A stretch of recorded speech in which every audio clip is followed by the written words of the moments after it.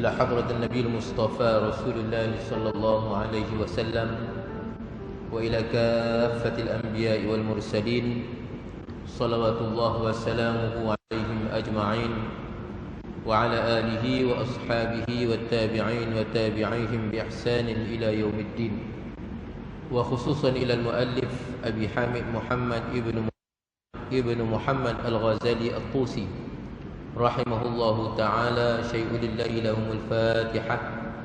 أعوذ بالله من الشيطان الرجيم. بسم الله الرحمن الرحيم.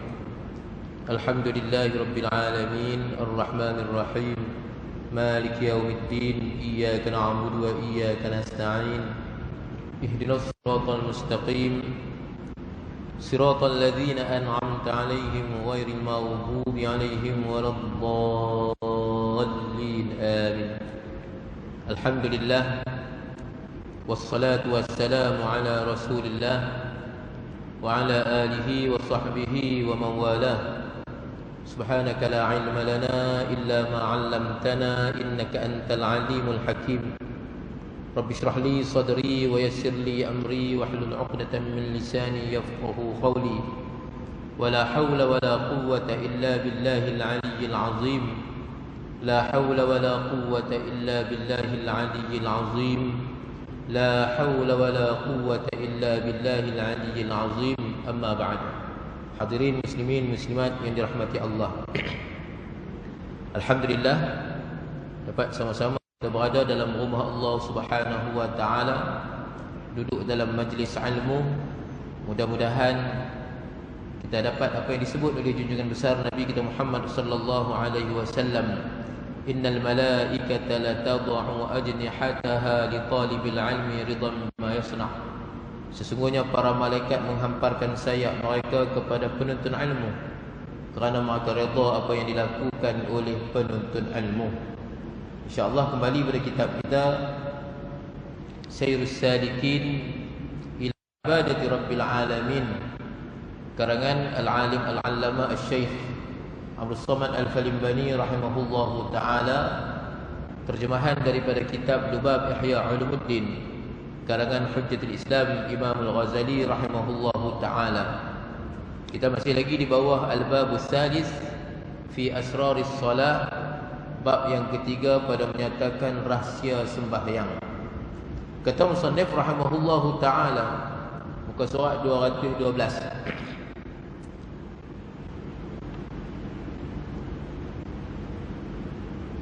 kata musannif rahimahullahu subhanahu wa ta'ala, syahdan, ketahui olehmu hai orang yang salik, yang menjalani jalan akhirat, bahwasanya amal yang batin di dalam hati, bahwasanya amal yang batin yang di dalam hati, yang dengan dia disyaratkan akan sah sembahyang pada batin itu, dan dengan dia kesempurnaan hidup sembahyang itu, iaitu hadir hati, dan adalah kesempurnaan hadir hati itu dengan 6 syarat. Jadi kita maklum seperti mana disebut oleh Hujjatul Islam Imam Al-Ghazali rahimahullah pada pertemuan itu, wa hasilul kalam anna hudur al-qalbi huwa ruhus salah, wa anna aqalla ma yabqa bihi ramaqur ruhi al-hudur 'inda at-takbir, wa an-nuqsan minhu halakun, wa biqadri ziyadati 'alayhi basitur ruhu fi ajza'is salah, wa kam min hayyin la hiraka bihi qaribun min mayyitin, fa salatul ghafili fi jami'iha illa 'inda at-takbiri kamithli hayyin la hiraka bihi, fa nas'alullahu husnal 'auni. Jadi dulu musannif rahimahullahu ta'ala menapalkan perkataan Imam Al-Ghazali rahimahullahu ta'ala, hasil perbincangan kita yang panjang sebelum ini, sesungguhnya hadir hati di dalam sembahyang itu adalah ruh sembahyang. Sekurang-kurang ruh sembahyang adalah ketika takbiratul ihram, hadir hati kita dalam sembahyang ketika takbiratul ihram.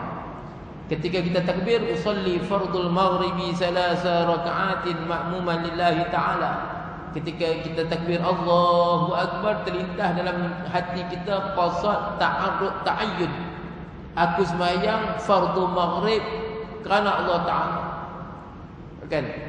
Itu sekurang-kurang kehidupan sembahyang kita. Maksudnya sekurang-kurang hidup sembahyang kita adalah ketika takbiratul ihram hati kita hadir. Kalau ketika tu pun tak hadir, kata musannif rahimahullahu taala, sembahyang tu tidak dikira. Sembahyang tu tidak sah. Dan orang yang hadir hati dia ketika sembahyang sekadar takbiratul ihram sahaja, kata musannif rahimahullahu taala, dia itu umpama orang yang hidup namun tak mampu untuk bergerak. Hidup tak bermaya, terlentang, bernafas tapi tak boleh nak bergerak. Sekadar tu je sembahyang dia. Adapun orang yang sembahyang dia dalam keadaan hadir hati sepenuhnya, maka dia kata Imam Al-Ghazali rahimahullah, ibarat roh tadi serap masuk ke dalam tubuh badan dia. Mana oksigen seluruh tubuh badan dia, meratai seluruh tubuh badan dia sehingga dia mampu bergerak. Begitulah perumpamaan orang yang sembahyang hati dia hadir ketika sembahyang. Ingat apa yang dia baca, ingat apa yang dia buat ketika sembahyang tu. Itu orang panggil hudur, hadir hati ketika sembahyang. Kemudian kata musannif, syahdan, ketahui oleh wahai orang yang salik. Sebenarnya salik iaitu orang yang menjalani jalan akhirat, bahwasanya amal yang batin yang di dalam hati, yang dengan dia disyaratkan akan sah sembahyang pada batin itu, dan dengan dia kesempurnaan hidup sembahyang itu ialah hadir hati. Jadi sejauh mana hadir hati dalam sembahyang, sejauh itulah nilai sembahyang dia, sejauh itulah kebermayaan sembahyang dia. Mana sembahyang itu bermaya, bukan sekadar hidup sahaja. Seperti mana kita sebut tadi, kalau sekadar takbiratul ihram sahaja hadir hati dia, maknanya dia sekadar hidup je lah, terlentang atas kaki, bernafas tapi tak mampu nak bergerak. Kalau hadir hati itu banyak, maka hidup sembahyang dia lebih banyak. Dia boleh bergerak, dia boleh bangun, dia boleh dia boleh orang panggil apa, berdikari. Itu perumpamaan orang yang sembahyang. Begitu juga sembahyang kita, kalau sembahyang kita mampu kita hadirkan hati setelah takbiratul ihram, ketika kita baca doa iftitah, kita ingat satu persatu apa yang kita baca, kita faham apa yang kita baca, kita tadabbur apa yang kita baca, kerana khusyuk kita bertambah. Begitu juga ketika baca Fatihah, kita faham apa yang kita baca, kita tadabbur apa yang kita baca, kita hayati apa yang kita baca, khusyuk dia ataupun hadir hati dia lajak sampai Fatihah. Begitulah sehingga rukuk, sujud, hinggalah beri salam, Assalamualaikum warahmatullahi, Assalamualaikum warahmatullahi. Dan adalah kesempurnaan hadir hati itu dengan 6 syarat. Jadi nak hadir hati itu dia kena ada 6 syarat, kata musannif. Yang pertama, hudurul qalbi, artinya hadir hati di dalam sembahyang. Kita ingat yang kita ni sedang sembahyang ni, jangan tak sedar sembahyang dalam keadaan tak sedar. Ini ghalib kebanyakan kita lah. Masa takbiratul ihram Allahu akbar, masa tu je ingat kata sembahyang, lepas tu tak sedar apa. Sedar-sedar tu imam beri salam, kita pun Assalamualaikum warahmatullahi, Assalamualaikum warahmatullahi. Maknanya dia tak hadir hati dalam sembahyang dia. Itu yang pertama. Jadi sekali lagi. Dan adalah kesempurnaan hati itu ada 6 syarat. Pertama, hudurul qalbi, artinya hadir hati dalam sembahyang. Kita ingat yang kita ni sedang sembahyang ni, sedang sembah Allah Subhanahu wa taala ni, kan? Maka ketika itu tentulah kita akan merendah diri kita, kita akan merendah hati kita. Seperti mana kita sedar yang kita ni sedang menghadap yang di-Pertuan Agong, macam mana keadaan kita? Itu hadir hati. Bukan dia hadir hati duduk depan raja, tapi hati dia pergi ke lain. Saat ni dia hujung kaki, saat ni dia garu sana, garu sini, saat ni dia bangkit, saat ni dia duduk ikut dada. Kenapa? Dia tak sedar yang dia duduk depan raja. Dia kena hadir hati, hudurul qalbi. Pertama. Yang kedua kata musannif rahimahullahu taala, at-tafahum. Apa dia tafahum? yakni memahami akan segala bacaan di dalam sembahyang dan menghadirkan makna dia, faham apa yang dia baca. Ketika disebut Allahu Akbar, dia faham apa dia maksud Allahu Akbar tu, kan? Walaupun dia tak faham satu-satu ataupun harfi kat makna dia, tapi dia reti ketika disebut Allahu Akbar, dia sedang membesarkan Allah Ta'ala.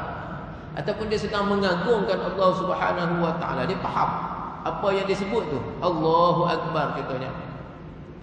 Itu kata musannaf yang kedua, at-tafahum, yakni memahami akan segala bacaan di dalam sembahyang dan menghadirkan maknanya, faham satu-satu apa yang dia baca.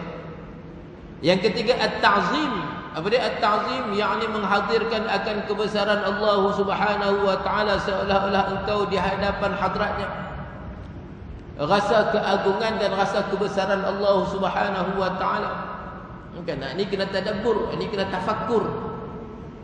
Dilihat segala ciptaan Allah, langit, bumi, bukit, bukau, daratan, lautan. Dilihat, Masya Allah, betapa besar, betapa agung, betapa mulianya Allah Subhanahu wa taala.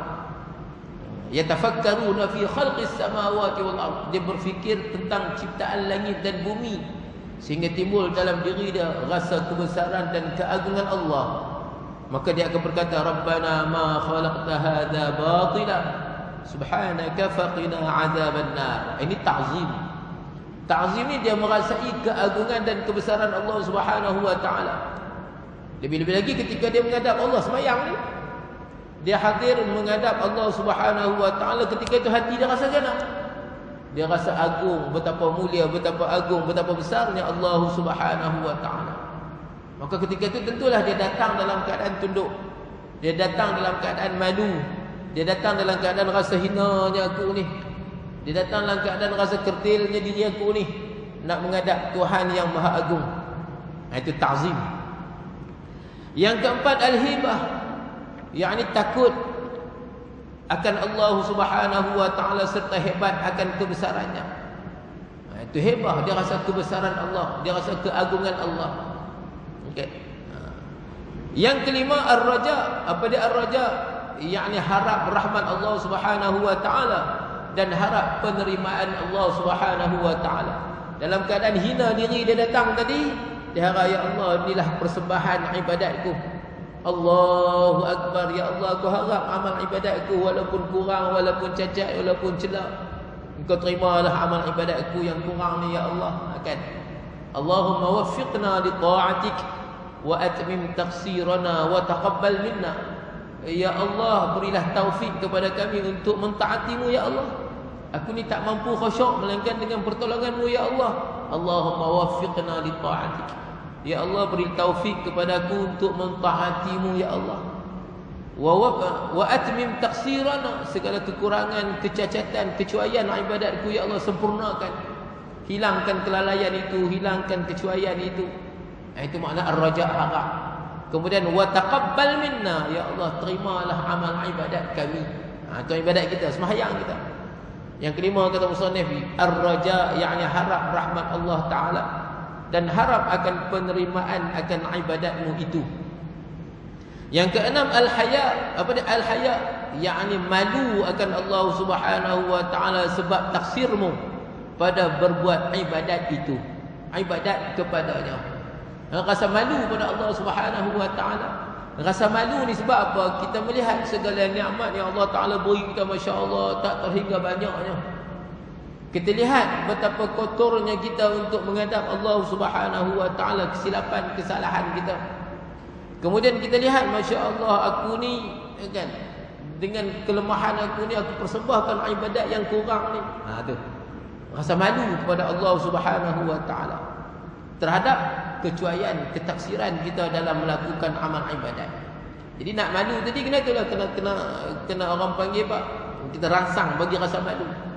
Iaitu dengan kita melihat segala kenikmatan yang Allah Taala anugerahkan kepada kita. Kemudian lihat segala keburukan yang kita buat terhadap Allah Subhanahu wa taala. Kemudian dengan keburukan kita ni, kita datang menghadap Allah Taala bawa kotoran ni. Tentulah datang dalam keadaan malu. Dosa mata kita, dosa telinga kita, dosa mulut kita, dosa tangan, dosa kaki, masya-Allah. Tiba-tiba aku datang untuk menghadap Allah Subhanahu wa taala dalam keadaan kotor ni. Allahu akbar. Itu orang panggil al-haya. Haya yakni malu akan Allah Subhanahu wa taala sebab taksirmu, sebab cuaimu pada berbuat ibadat kepada Allah Subhanahu wa taala. Jadi 6 perkara ni perlu kita ambil perhatian, kata musannif rahimahullahu taala. Habis. Selesai. Jadi maka apabila engkau dengar akan azan, maka hadirkan di dalam hatimu itu akan huru-hara yang diserukan pada hari kiamat. Dan engkau ingatkan kesusahan hisab pada hari kiamat kelak. Pada hari kiamat itu. Dan apabila engkau telah bersuci. Jadi dengar seruan Allahu Akbar, Allahu Akbar. Maka ketika itu tanam rasa kebesaran keagungan Allah dalam diri kita. Dengar ada seruan azan. Orang panggil Allahu Akbar, Allahu Akbar, Allah Maha Besar, Allah Maha Besar. Ini kita dipanggil untuk menghadap menyembah Allah Subhanahu wa taala. Bagaimana pula ketika mana kita akan dipanggil untuk berkumpul di padang mahsyar kelak? Kan? Ingat itu kata musannif. Ketika dengar seruan azan, dipanggil untuk menghadap Allah Subhanahu wa taala, yakni untuk beribadat kepada Allah. Ingat suatu hari nanti kamu akan dipanggil untuk menghadap Allah Subhanahu wa taala untuk diperhitungkan amalan. Sekarang kita dipanggil untuk menghadap Allah untuk persembahkan amalan. Suatu hari nanti kita dipanggil juga. Dipanggil untuk menghadap Allah untuk hisab amalan kita. Jadi dengar panggilan azan kata musannif rahimahullah ta'ala, ingat dalam hati kita huru hara yang diserukan pada hari kiamat nanti. Sekarang kita dipanggil untuk menghadap Allah. Ingat hari kiamat kita akan dipanggil untuk menghadap perhitungan Allah Subhanahu wa ta'ala. Lah ni kalau tak ada orang nak pi, ada orang tak mau pi, ada orang peduli, ada orang tak peduli seruan azan. Tak apa, boleh lagi tak peduli ataupun peduli. Tapi kalau dengar panggilan di padang mahsyar, boleh tak peduli? Boleh tak mau mari? Boleh nak lari? Tak boleh lari dah. Kalau di hari akhirat di padang mahsyar tak boleh lari, sekarang jangan lari. Dengar surat azan, terus sahut panggilan itu. Itu maksud musannaf. Kan?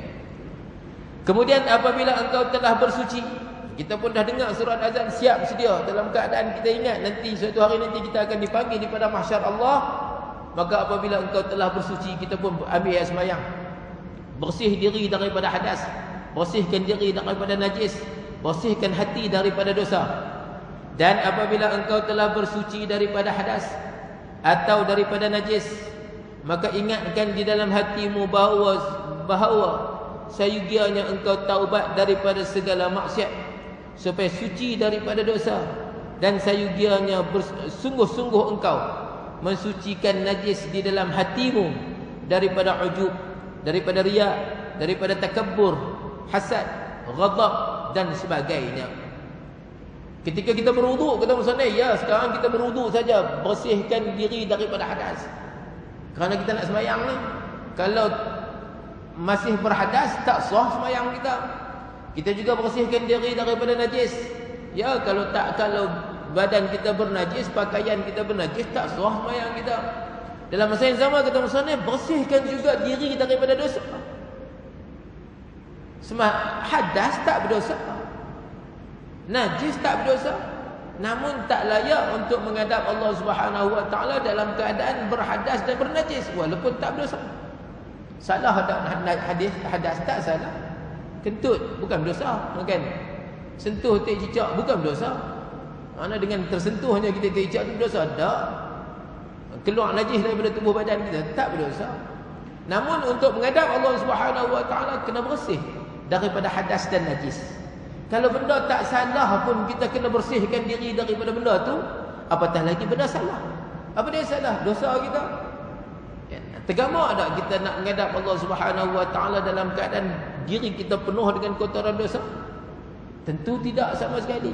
Maka kata musannif rahimahullah taala, sayugia ketika itu engkau bertaubat daripada segala maksiat supaya suci daripada dosa, dan sayugianya engkau mensucikan najis yang di dalam hati. Bersih anggota kita daripada dosa. Tangan kita pernah buat dosa, bertaubat, dosa tangan. Mata kita pernah melihat dosa, bertaubat, dosa mata. Mulut kita pernah mengumpat cerca, bertaubat daripada dosa mulut. Kerana kita nak menghadap Allah ni.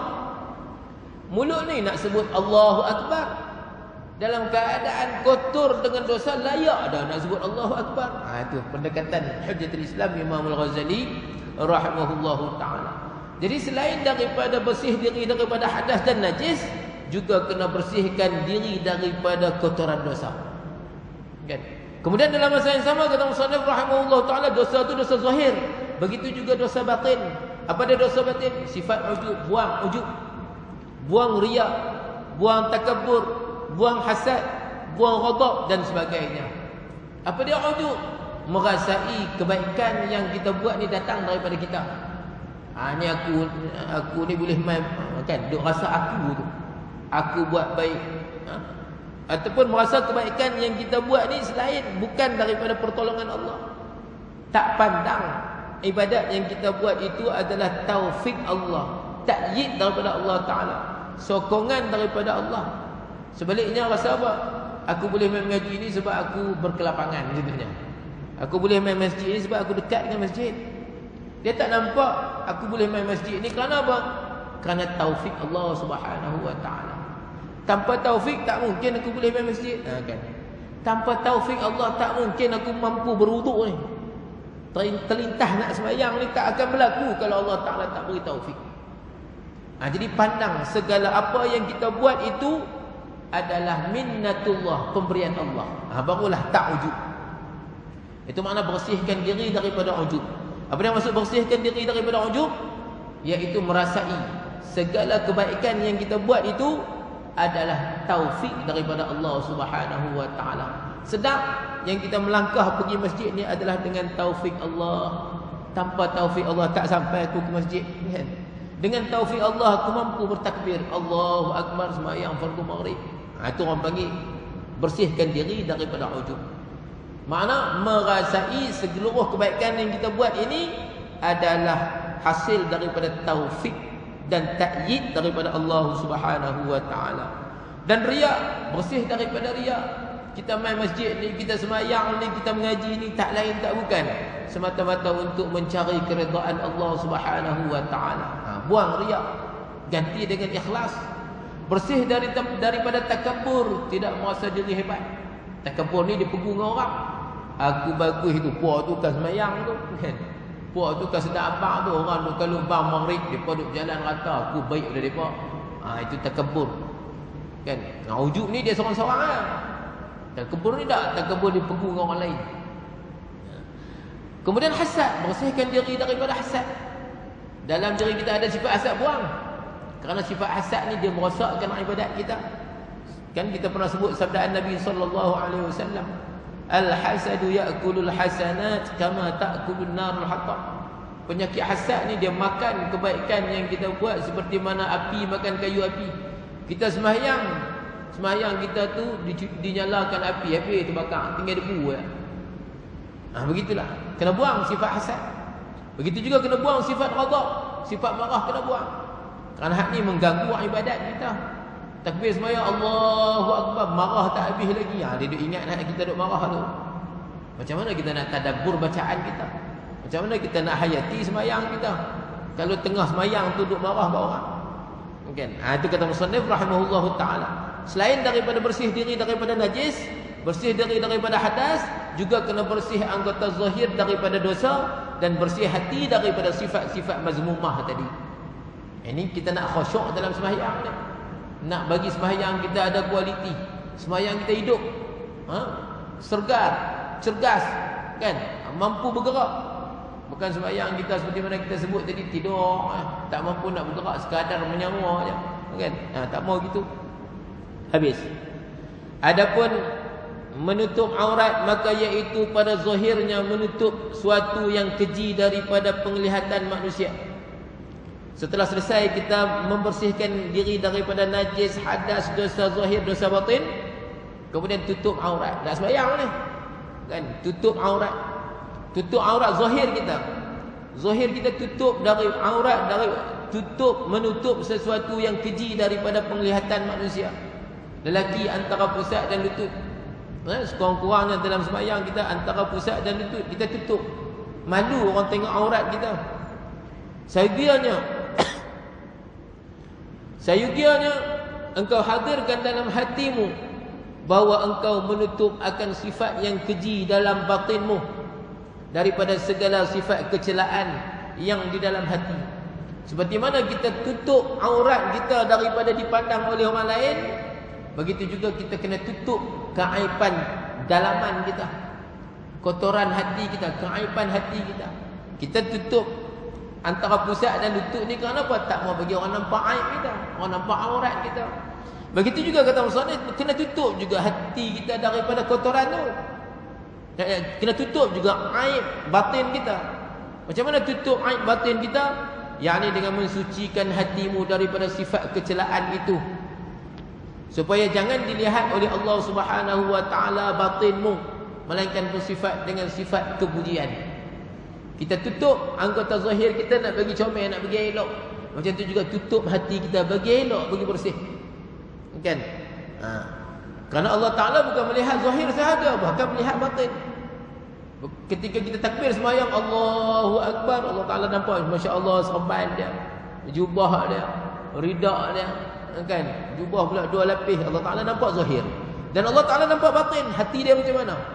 Oh, hati dia tak tertutup pun daripada keaiban. Di sana ada kelalaian, di sana ada kealpaan, di sana ada khayalan. Ingat kata, kan? Sepatutnya ditutup tu, tutup keaiban tu, dengan kosongkan fikiran dia daripada mengingati selain daripada Allah Subhanahu wa taala. Itu maksud tutup keaiban batin dia. Maka ketika itu jadi malu engkau akan Allah Ta'ala serta takut akan dia, akan Allah. Sedang yang Allah Ta'ala bukan sekadar melihat zahir kita, bahkan Allah Ta'ala melihat batin kita. Apa saja yang terlintas dalam fikiran kita ketika sembahyang, Allah Ta'ala Maha mengetahui. Maka ketika itu risau, takut dan malu.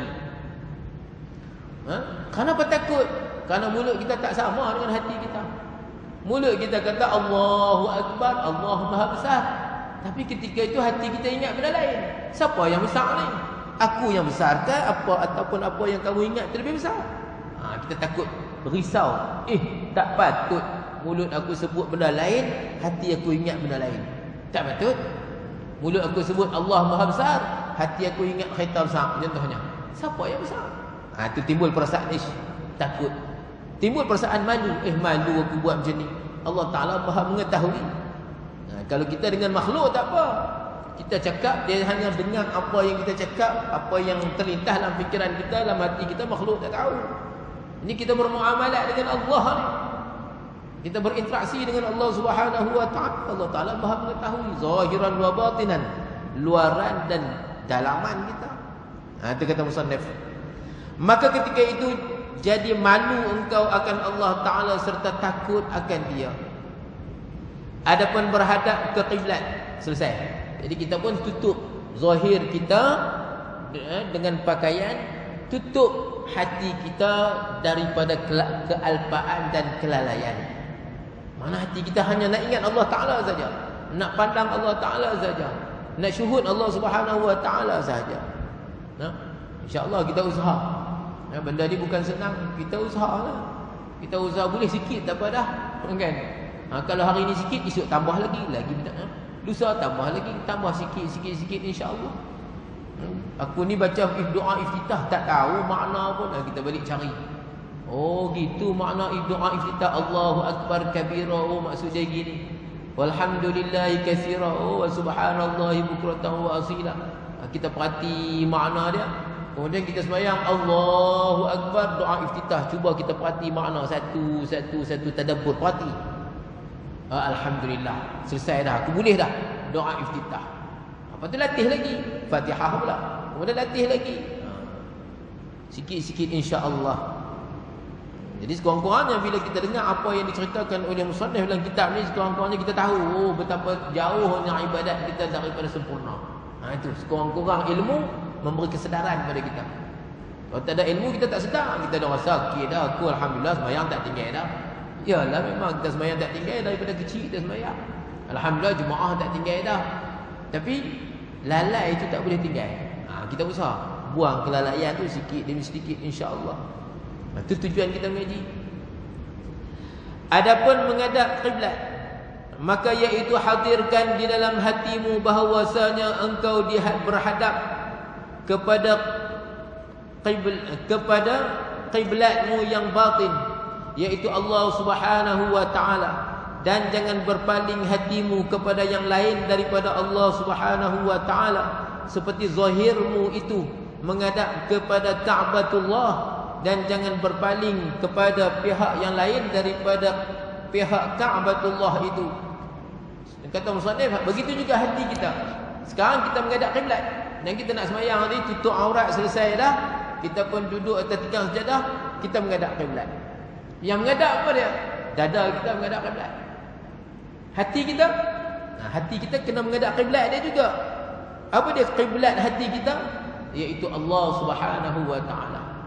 Kiblat jasad kita Baitillah kan? Kaabah tu, itu kiblat jasad kita. Jasad kita kena menghadap, dada kita kena menghadap kiblat. Kalau kita sembahyang beralih dada kita, tak sah sembahyang kita. Begitu juga seperti mana dada kita kena menghadap kiblat, begitu juga hati kita kena menghadap kiblat dia. Apa dia kiblat bagi hati kita? Yakni Allah Subhanahu wa taala. Dada menghadap kiblat, hati menghadap Allah Subhanahu wa taala. Tak lupa pada Allah. Itu maksud dia. Habis. Dan kata Imam Al-Ghazali rahimahullahu taala, wa'lam annahu kama la yatawajjahu al-wajhu ila jihatil baiti illa bil insiraf an ghairiha fala yansarifu al-qalbu ila Allah illa bit tafriq amma siwahu. Artinya ketahui olehmu bahwasanya seperti tiada dapat berhadap mukamu kepada pihak kiblat Allah Subhanahu wa taala, kepada Kaabah Allah Subhanahu wa taala, melainkan dengan berpaling daripada yang lain daripada pihak Kaabah Allah Subhanahu wa taala itu, maka demikian lagi tiada dapat berpaling hatimu kepada Allah melainkan dengan mengosongkan hatimu daripada yang lain daripada Allah Subhanahu wa taala. Jadi kita dada kita nak menghadap kiblat, kena berpaling daripada selain kiblat. Barulah dada kita boleh menghadap kiblat. Begitu juga kata musannif rahimahullah taala, hati kita nak menghadap Allah kena berpaling daripada selain Allah taala. Kalau hati kita duk cari selain daripada Allah, macam mana nak menghadap Allah? Itu maksud dia. Jadi seperti mana dada kita tak mampu untuk menghadap kiblat melainkan berpaling daripada selain kiblat, begitu juga hati kita tak mampu untuk menghadap Allah melainkan dengan berpaling daripada selain Allah Subhanahu wa taala. Buang segala ingatan lain, barulah boleh ingat kepada Allah Subhanahu wa taala. Itu maksud dia. Habis. Sabda Nabi sallallahu alaihi wasallam, "Idza qama al-'abdu ila salatihi fakana hawahu wa wajhuhu wa qalbuhu ila Allah, insarif ka yawma waladathu ummuh." Artinya apabila berdiri seseorang hamba Allah Subhanahu wa taala kepada sembahyang dan adalah hawanya, yakni kasihnya dan mukanya dan hatinya itu berhadap kepada Allah, nescaya berpaling ia daripada segala dosanya seperti pada hari ia diperanakkan oleh ibunya. Orang yang sembahyang dia khusyuk, hati dia hanya tumpu pada Allah taala, janji Nabi kita Muhammad sallallahu alaihi wasallam, insarafa kayawma waladathu ummuh. Mana dia telah berpaling daripada dosa seperti mana dia dilahirkan oleh ibunya. Mana bersih dia daripada dosa. Itu kelebihan orang yang khusyuk dalam sembahyang dia. Habis. Adapun berdiri betul maka iaitu, jadi mau disebut satu-satu tu. Daripada dengar seruan azan, macam mana kita nak hadapi seruan azan tadi ni? Dalaman kita, luaran kita tahu dah. Kita bergerak apa semua, tu luaran kita. Siap-siap nak pergi sembahyang, tu luaran kita. Hati kita kena ingat apa? Hati mau disebut satu-satu tadi ni. Hati kita kena ingat, oh nanti ni aku akan dipanggil untuk menghadap Allah di padang mahsyar. Kan? Satu-satu. Sekarang kita menghadap kiblat dah. Lepas menghadap kiblat, berdiri menghadap kiblat. Adapun berdiri betul, kita berdiri betul ni. Adapun berdiri betul, maka iaitu adalah tubuhmu dan hatimu itu seolah-olah berdiri dan berkhidmat di hadapan hadrat Allah Azza wa Jalla. Maka hendaklah kepalamu dan segala anggotamu itu tunduk serta dengan kehinaan, dan berlepas hatimu itu daripada kebesaran dan kemegahan dan takabbur. Berdiri atas tikar sejadah. Tadi sebut dah menghadap Allah Taala hati. Zahir menghadap kiblat, hati menghadap Allah. Kemudian kepala tunduk, seolah-olah kamu berada di hadapan Allah Subhanahu wa taala, seolah-olah Allah Taala tidak berjihad, kan? Jadi kita ketika kita berdepan dengan seorang raja macam mana? Tentu kita tunduk, kan? Begitu juga ketika kita berdiri nak sembahyang, kepala kita tunduk. Tengok tempat sujud kita. Dalam keadaan hati kita merasa hina, kan? Dan berlepas hatimu daripada kesebesaran dan kemegahan dan takabur. Buang sifat takabur, sifat rasa hebat, sifat rasa mulia diri kita. Aku ni kan orang kaya contohnya, buang rasa kaya tu. Aku hebat, buang rasa hebat tu. Aku bagus, buang rasa bagus tu. Tu maksud dia, buang kebesaran dan kemegahan dan takabur dirimu tu, buang. Rasa hina. Dan hendaklah engkau ingatkan di dalam hatimu itu bahwasanya Allah Subhanahu wa taala melihat ia akan kelakuanmu dan melihat ia akan segala yang di dalam hatimu itu. Maka hendaklah engkau berdiri itu seperti di hadapan raja yang besar, dan hendaklah engkau malu pada ketika itu akan Allah Subhanahu wa taala, seperti malu berada di hadapan raja serta hebat kepadanya. Dan malu engkau daripada orang yang soleh-soleh dan orang yang besar-besar daripada kaummu. Kalau kamu menghadap raja macam mana? Tentu kamu tunduk, kamu rasa hina, kamu rasa lekeh. Kenapa? Kamu tengok istana dia, kan? Kamu tengok kekayaan dia, kamu tengok kerajaan dia, kamu tunduk, rasa malu, rasa lekeh. Begitu juga kita berada di hadapan Allah Ta'ala ketika nak sembahyang ni, tunduk, rasa hina, rasa lekeh. Dan sedar Allah Subhanahu wa taala Maha mengetahui dan melihat zahir dan batin kita. Maka dari kerana itulah berkata Sayyidina Abu Hurairah radhiyallahu anhu kepada Rasulullah sallallahu alaihi wasallam dengan katanya, "Kaifal haya'u minallah?" Betapa malu daripada Allah Taala itu. Macam mana malu pada Allah Taala itu? Bagaimana malu pada Allah Taala itu? Maka sabda Nabi sallallahu alaihi wasallam, "Tastahyi minhu kama tastahyi min rajulin salihin min qaumika." Kamu rasa malu daripada dia seperti mana kamu malu terhadap orang yang baik daripada kaum kamu. Yang kita bersama kaum kita, bersama puak kita, dia paling baik, kita nak duduk dengan dia apa sukan, kan? Kita rasa malu dengan dia. Kita ni teruk, dia bagus. Macam tu. Seperti mana kamu boleh rasa malu terhadap kawan kamu yang baik daripada kalangan kaum kamu, begitu juga kamu kena rasa malu pada Allah Subhanahu wa taala terhadap kekurangan kamu tu. Itu maksud dia. Habis. Adapun niat, maka hendaklah engkau sengaja. Selesai. Tadi berdiri. Kemudian dalam keadaan kita rasa hina, rasa malu, tunduk, hati kita rasa hina, anggota kita tunduk. Ini orang panggil khusyuk dan khudu'. Kan? Adapun niat, maka hendaklah engkau sengaja di dalam hatimu itu dengan menjunjung serta Allah, dengan menjunjung suruh Allah Subhanahu wa taala, dengan mengerjakan sembahyang dan menyempurnakan akan dia, dan memeliharakan daripada yang membatalkan akan dia, dan memeliharakan daripada mengurangkan akan dia, dan sekaliannya itu serta ikhlas bagi zat Allah Subhanahu wa taala, kerana mengharapkan bagi pahalanya dan takut akan siksanya, dan menuntut hampir dirinya, hampir daripadanya. Dan engkau ingat akan yang demikian itu nikmat daripada Allah Subhanahu wa taala dan taufik dan hidayahnya. Ini niat kita. Kita takbir Allahu Akbar. Di situ ada apa? Sahaja aku sembahyang fardu maghrib kerana Allah Subhanahu wa taala. Semata-mata aku sembahyang ni mencari keredaan Allah, untuk mendekatkan diri kepada Allah, takut dosa Allah, harap pahala Allah Ta'ala.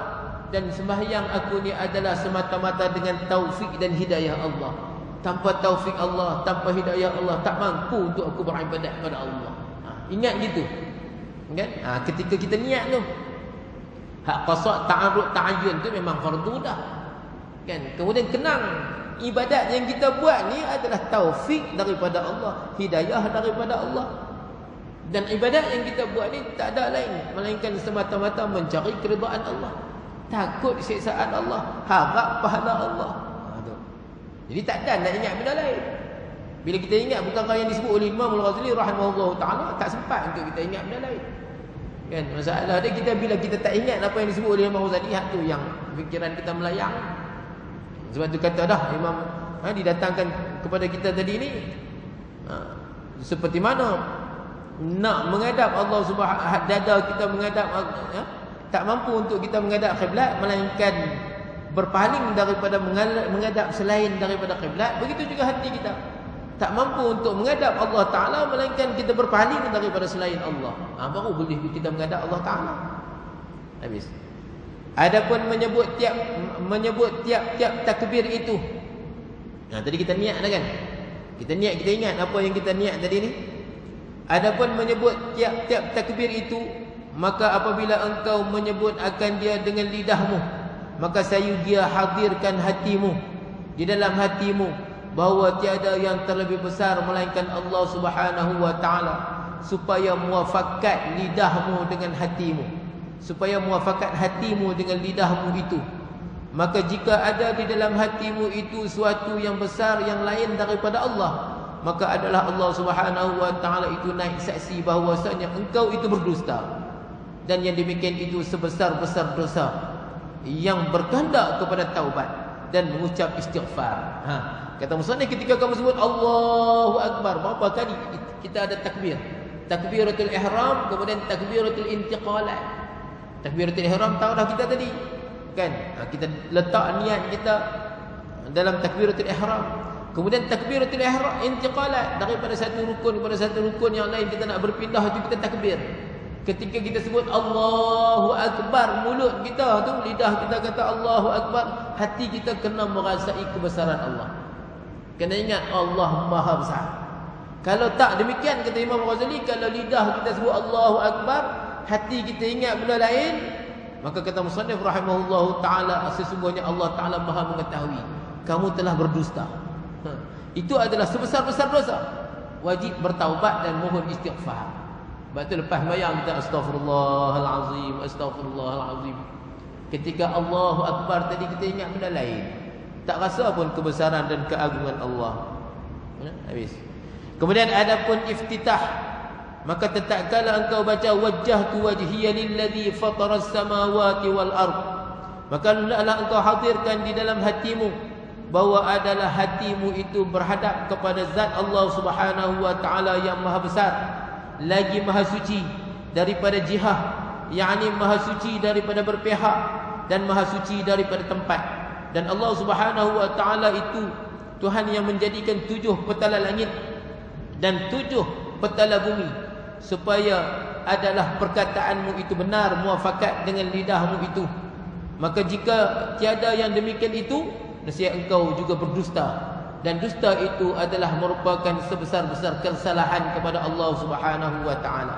Begitu juga kata musannif, ketika kamu kata wajjahtu wajhiya lilladzi fataras samawati wal ard. Apa dia maksud wajjahtu wajhiya lilladzi fataras samawati wal ard? Wajjahtu menghadap oleh wajhi. Wajhi ni makna qalbi. Wajjahtu wajhiya lilladzi fataras samawati wal ard, makna dia hati aku sedang mengingatimu, ya Allah, Tuhan yang mencipta 7 petala langit, 7 lapisan bumi. Mulut kita kata wajjahtu wajhiya lilladzi fataras samawati wal ard, ya Allah, aku sedang mengingatimu ni, ya Allah. Mulut kata, betul ke hati ingat Allah? Ketika kita kata wajjahtu wajhiya lilladzi fataras samawati wal ard, betul ke hati kita ingat Allah? Kalau hati kita tak ingat Allah, kata musannif, itu adalah pendustaan yang begitu hebat. Pendustaan yang begitu besar. Itu adalah kesalahan yang besar. Perlu kepada taubat. Jadi kita baca tu, kita faham, kemudian kita reti, kita sedar apa yang kita sebut. Wajjahtu wajhiya lilladzi fataras samawati wal ard. Hati kita kata, ya Allah, aku sedang mengingatimu, ya Allah. Seperti mana mulut kita kata, hati pun kena gitu. Habis. Dan apabila engkau kata hanifan muslimah, maka sayugianya engkau hadirkan di dalam hatimu bahawa orang Islam itu, iaitu sejahtera segala mukmin daripada lidahnya dan tangannya. Maka jika tiada engkau hadirkan seperti yang demikian itu, nescaya adalah engkau dusta, dan hendaklah engkau mengucap istighfar serta engkau menyesal akan yang demikian itu. Kita kata apa? Hanifan muslimah, ya Allah, aku ni hanifan muslimah. Apa dia hanif? Cenderung kepada kebaikan. Musliman, aku ni orang Islam ni, kan? Wa ma ana minal musyrikin. Hanifan musliman, aku ni orang yang cenderung kepada kebaikan. Aku ni musliman, orang yang menyerah diri, orang Islam. Apa dia ciri-ciri orang Islam? Ciri-ciri orang Islam tu, orang Islam lain selamat daripada kejahatan lidah dan tangan dia. Al-muslimu man salima al-muslimuna min lisanihi wa yadihi. Yang dikatakan orang Islam tu, orang Islam lain selamat daripada kejahatan tangan dan lidah dia. Dia tak menyakiti orang. Tapi kalau dia kata hanifan musliman, dalam masa yang sama hati dia ada hasad, dalam masa yang sama hati dia ada marah, dalam masa yang sama hati dia ada apa dia lagi? Penyakit-penyakit, bermusuh dengan orang. Tangan dia menyakiti orang, mulut dia kata ke orang. Macam mana dia nak kata hanifan musliman? Itu kata musannif. Ketika mana dia kata hanifan musliman, dia ingat, oh dia sebagai orang Islam wajib memelihara anggota dia, mulut dia, tangan dia daripada menyakiti orang lain. Kalau tak, kata musannif, pengakuan dia itu hanya sekadar dusta. Mulut saja kata gitu, hati dia bukan macam tu. Kemudian ketika mana dia kata wama ana minal musyrikin, apa yang dia kena ingat? Ingat di dalam hatinya menafikan segala syirik, sama ada syirik jali, syirik besar, sembah pada berhala, dan juga menafikan syirik apa? Syirik khafi. Buang penyekutuan niat dia, penyekutuan matlamat dia dengan Allah Subhanahu wa taala. Jangan aku ibadat ni kerana Allah dan kerana pujian orang. Jangan. Buang riak, buang ujub, buang takabur. Kerana itu adalah syirik khafi. Jadi bila dia kata wama ana minal musyrikin, wama ana minal musyrikin, aku ni bukan orang yang menyekutukan Allah. Aku sembah Allah, matlamat aku pun mencari keridhaan Allah. Itu makna wama ana minal musyrikin. Tapi kalau dia sembah Allah, matlamat dia cari selain daripada Allah, dia musyrik. Musyrik apa? Musyrik niat dia. Orang panggil syirik khafi di sini. Kan? Faman kana yarju liqa'a rabbih falyamal 'amalan salihan wa la yusyrik bi'ibadati rabbih ahada. Siapa yang nak bertemu dengan Allah Subhanahu wa taala, maka hendaklah dia beramal soleh, wa la yusyrik, jangan dia menyekutukan di dalam beribadat kepada Allah taala dengan sesuatu. Ketika dia beribadat, nak pujian orang contohnya, harap pemberian orang contohnya, maka dia telah menyekutukan matlamat dia, niat dia dengan sesuatu selain daripada Allah Subhanahu wa taala. Jadi kata musannif, kata Imam Ghazali, ketika mana dia kata wama ana minal musyrikin, dia nafikan segala syirik, sama ada syirik jali ataupun syirik khafi daripada diri dia. Habis. Kemudian ketika mana dia kata inna salati wa nusuki wa mahyaya wa mamati lillahi rabbil alamin. Apa dia maksud inna salati? Sesungguhnya semayangku, wa nusuki dan ibadatku, wa mahyaya dan kehidupanku, wa mamati dan kematianku, semata-mata kerana Allah Tuhan menciptakan sekalian alam. Itu makna dia. Artinya bahawasanya sembahyangku, ibadatku, hidupku, matiku, sekalian itu hanya kerana bagi Allah Subhanahu wa taala, Tuhan sekalian alam. Maka sayugianya engkau hadirkan makna yang demikian itu, serta engkau fanakan akan segala yang demikian itu daripada dirimu, dan engkau sabitkan yang demikian itu bagi Allah Subhanahu wa taala semata. Kerana perkataan itu, iaitu perkataan orang yang fana daripada dirinya dan baqa bagi Allah Subhanahu wa taala. Ketika mana dia sebut inna salati wa nusuki wa mahyaya wa mamati lillahi rabbil alamin, dia pandang semuanya datang daripada Allah belaka. Semayangku pun Allah taala punya, ibadatku pun Allah taala yang jadikan, kehidupanku pun Allah taala yang jadikan, kematianku pun Allah taala yang jadikan. Semua di bawah atur urus Allah taala belaka. Aku tak ada apa. Itu orang panggil apa? Pandang Allah fana daripada dirinya. Dia tak nampak diri dia. Dia ibadat, dia sembahyang. Siapa yang buat bagi dia sembahyang? Allah Ta'ala yang buat bagi dia sembahyang. Dengan taufik Allah dia sembahyang, dengan hidayah Allah Ta'ala dia sembahyang. Jadi mana dia? Itu inna salati, sembahyangku pun hak Allah, wa nusuki, segala ibadatku semua hak Allah, wa mahyaya, hidupku pun Allah Ta'ala pun. Kan kita hidup atas dunia ni, kita isi borang untuk hidup. Ada siapa isi borang untuk lahir dalam muka bumi? Tak. Hidup kita Allah Ta'ala yang hidupkan. Begitu juga mati kita Allah Ta'ala yang tentukan. Jadi apa? Mana kita? Itu orang panggil fana. Dia tak nampak dah diri dia. Dia nampak semua Allah Ta'ala belakang. Mana Allah Ta'ala atur urus belakang. Dia tak ada apa pun. Mana dia pasrah diri dia kepada Allah Subhanahu wa Ta'ala bulat-bulat. Itu maksud inna salati wa nusuki wa mahyaya wa mamati lillahi rabbil alamin. Habis. Sud. Orang panggil kemuncak dah. Habis dah. Dia tak nampak diri dia dah. Dia nampak Allah Subhanahu wa Ta'ala semata. Itu maksud musannif rahimahullahu taala. Kerana perkataan itu ialah perkataan orang yang fana daripada dirinya dan baqa bagi Tuhannya. Habis. Kemudian dan apabila engkau berkata a'udzubillahi minasyaitonir rajim. Insya-Allah kita bincang pada pertemuan akan datang. Jadi Imam Ghazali akan sebut rahsia sembahyang kita mula daripada dengar azan sampailah kita beri salam. Sekarang kita dah sampai di doa iftitah. Kan? Bacaan doa iftitah selesai dah. Kemudian nanti kita akan masuk a'udzubillahi minasyaitonir rajim. Kemudian bacaan Fatihah kita. Ketika kita sebut alhamdulillahirabbil alamin, apa yang perlu kita ingat? Ketika sebut maliki yaumiddin, apa yang perlu kita rasa? Ketika sebut ihdinas siratal mustaqim, apa yang perlu kita hayati? Insya-Allah akan dibincang satu persatu. Wallahu subhanahu wa ta'ala a'lam. Bismillahirrahmanirrahim. Alhamdulillahirabbil alamin wassalatu wassalamu ala asyrafil anbiya'i wal mursalin wa ala alihi wa sahbihi ajma'in. Allahumma anfa'na ma 'allamtana wa 'allimna ma yanfa'una wa zidna 'ilma warzuqna fahma. Allahumma arzuqna fahman nabiyyin wa hifzal mursalin wa ilhamal malaikatil muqarrabin wahdina bi hidayatil 'arifin. Allahumma waffiqna li ta'atik wa atmim taqsirana wa taqabbal minna. Allahumma ij'al a'malana khalisatan li wajhikal karim. Wa sallallahu ala sayyidina Muhammadin wa ala alihi wa sahbihi wa sallam. Walhamdulillahi rabbil alamin.